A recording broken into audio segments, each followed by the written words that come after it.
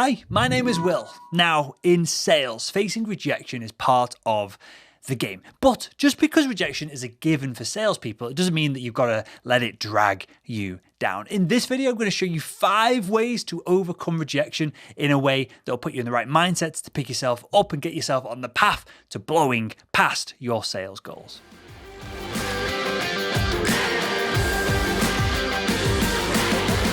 Now, if you're in any kind of sales role, you know how it feels to be rejected by a prospect. It's happened to me, it's happened to you, it's happened to the greats like Ogilvy, Ziglar, Carnegie, even that guy from the ShamWow commercials. And if this is surprising to you, then it shouldn't be.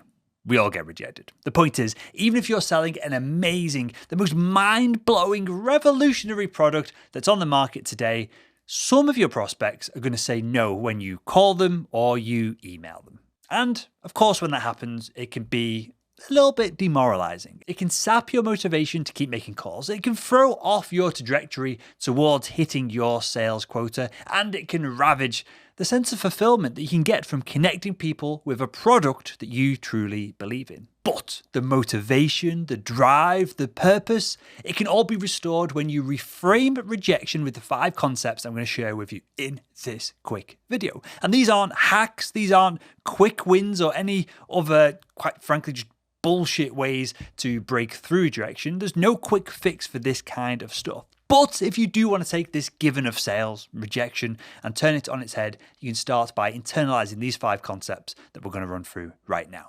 First up, we have the prospect isn't rejecting you.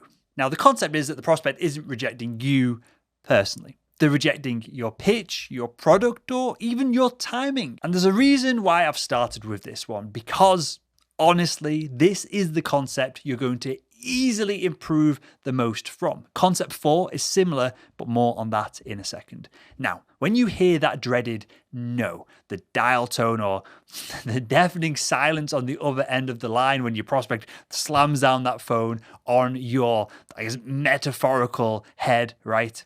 It isn't necessarily you that the prospect is responding to. It's what you're saying that they've ignored or that they've tuned out of. And there are 2 main reasons why you might be getting a negative response to your cold outreach. So first up, if your pitch isn't hitting all of the right pain points, then your prospect is not going to see the value in what you're communicating and the product that you're sharing with them. The lesson here is that you need to refine your pitch. You need to dive deeper into who your audience is, what makes them tick, and the problems that they are grappling with right this second. If you don't get the timing right, everything else falls apart. Then there's the second reason. So if after tweaking your pitch, you're still getting too many negative responses, well, your product might just not be a fit for the market that you're trying to sell it into. And if that's the case, it's time to do some real research and reevaluate your target audience, or maybe look at a different product to sell. Concept number 2 is your prospect might be on autopilot. Now, it could just be that your prospect is on autopilot when you try and engage with them. And this concept is mostly for cold call situations, but it can apply to cold emails and social messages and a slew of other outreach methods too. So when you're reaching out to your prospect, you're jarring them out of being on autopilot. They're knee-deep in the numbers, they're organizing their desktop, or they're doing one of a million other things that, guess what? It's got nothing to do with you, your product, and the pitch that you're trying to give them. So when you give them a ring, maybe they're still in that other mode. And that means that they're going to respond reflexively with a no, rather than do the work of understanding what you're trying to sell them, what you're trying to communicate, what value you can potentially give to them. They're just going to go, no, I'd rather continue with this spreadsheet that I've got my nose on the screen and I've been working on for the past 13 hours straight. Think of it like this. When you walk into a shop and you get some spotty teenager and they're standing at the door and they ask you if you need help, you probably automatically and instinctively say, no, I don't need help. Or you just walk past them and you might even be rude and you just ignore them and you go and do your shopping, right? Well, the same goes with your prospect on a cold call. Again, the buyer's state of mind is not your fault. This isn't your fault that the buyer is currently, scraping the dog off the driveway because they've just run it over when you call them. So appreciate this humbly when you do interrupt your prospects and ask if there's a better time to follow up with them. Don't take it as a rejection of you personally. Take it as a rejection of that moment in time that you tried to contact them. Concept number 3 is you're playing a numbers game. Now, point number 3 is to remember that to a certain extent, you're playing a numbers game. When you get down to it, whether we like it or not, sales is basically a numbers game. If you're doing good work and you're documenting your wins and losses, which you should be doing, you already know that it might take working on average, say, 4 prospects before you close one of them. And if you're not keeping track of these metrics, I highly recommend starting today and getting on it. It's going to change your sales performance instantly.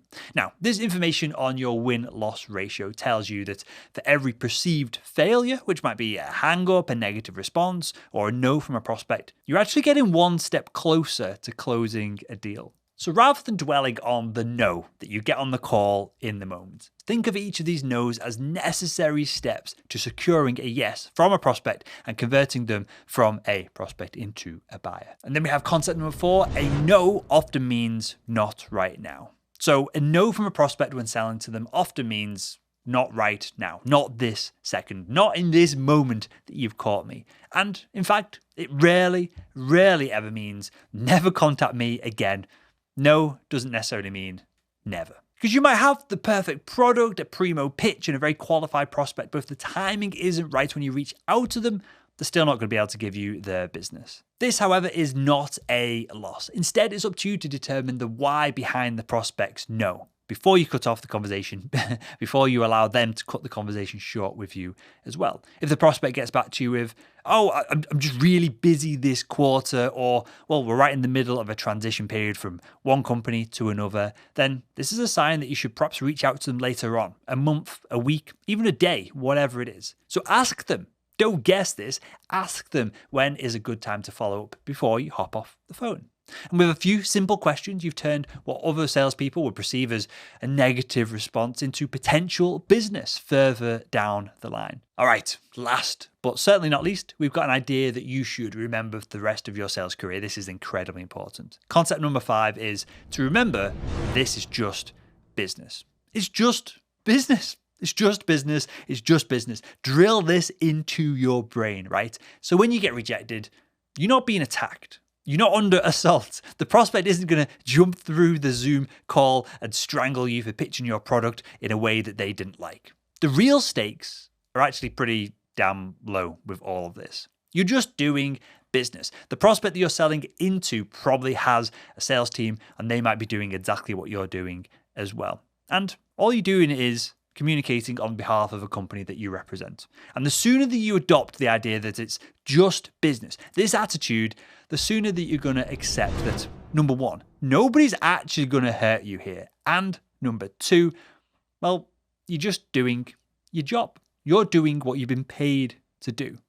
That's all. And the sooner you learn to cope with rejection, the sooner you're going to be better at that job. It's as simple as that. So there you have it. 5 concepts to keep in mind when you get that dreaded no during your cold selling outreach. And if you want to be truly successful as a sales rep, you should, number 1, reframe your objections using these 5 concepts. And number 2, of course, you need to learn from any mistakes that you do come across as you're doing these calls. Number 3, adjust your strategy accordingly. That's it. That's all sales is. Adapt, change, and adjust your strategy. And when you do that, nothing is going to be able to hold you back from crushing your sales goals. So if you enjoyed this video, why not click the next video that's on the screen right now and continue making selling simple.